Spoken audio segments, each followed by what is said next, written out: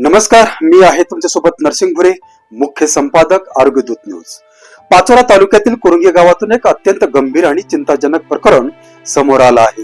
गावातील समस्त महिलांनी पाचोरा पोलीस स्टेशन मध्ये निवेदन देत गावात सुरू असलेले कथित बेकायदेशीर गावठी हातभट्टी तसेच देशी विदेशी दारू विक्रेता विरोधात तातडीने कारवाई करण्याची मागणी केली आहे। महिलांच्या निवेदनानुसार गावात अवैधरित्या दारू विक्री होत असल्याचा आरोप करण्यात आला आहे। या अवैध दारू विक्रेतेमुळे तरुण पिढी व्यसनाच्या आहारी जात असून अनेक कुटुंबाचे संसार उद्ध्वस्त होत असल्याची महिलांनी म्हटलं आहे। संबंधित व्यक्तीविरोधात तातडीने कारवाई करण्यात यावी अशी त्यांची मागणी आहे। महिलांनी आपल्या निवेदनात अत्यंत वेदनादायी वास्तव्य मांडलं आहे।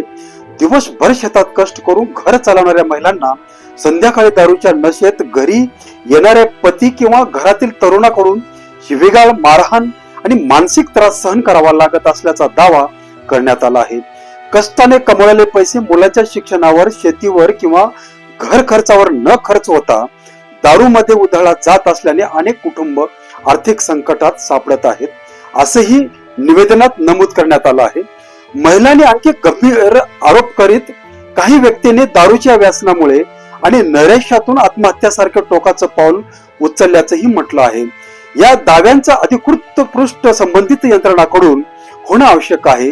महिलांचा इशारा स्पष्ट आहे, जर तातडीने कारवाई झाली नाही तर 8 जुलै 2026 रोजी तहसील कार्यालयासमोर कुरुंगी गावातून महिला उपोषण आंदोलन छेडतील असा इशारा त्यांनी प्रशासनाला दिला आहे। आता या संपूर्ण प्रकरणाकडे प्रशासनाने कोणत्या भूमिकेतून पाहते आणि पोलीस तसेच संबंधित विभाग कोणती कारवाई करतात याकडे सर्वांचं लक्ष लागलं आहे। मित्रांनो, दारूच्या व्यसन हा केवळ एक व्यक्तीचा प्रश्न नसतो, तो संपूर्ण कुटुंब उद्ध्वस्त करणारा सामाजिक प्रश्न आहे। दारूमुळे घरातील शांतता नष्ट होते, महिलांवर अत्याचार वाढतात, मुलांच्या शिक्षणावर परिणाम होतो, कर्ज वाढते आणि अनेकदा गुन्हेगारालाही खतपाणी मिळते। काही वेळा हे व्यसन माणसाला नैराश्य, हिंसा आणि स्वतःच्या आयुष्याचा विनाश करण्याच्या टप्प्यापर्यंत घेऊन जाते। व्यसनापासून दूर राहणे ही केवळ वैयक्तिक जबाबदारी नसून कुटुंबिक आणि समाज प्राप्ती असलेली नैतिक जबाबदारी आहे।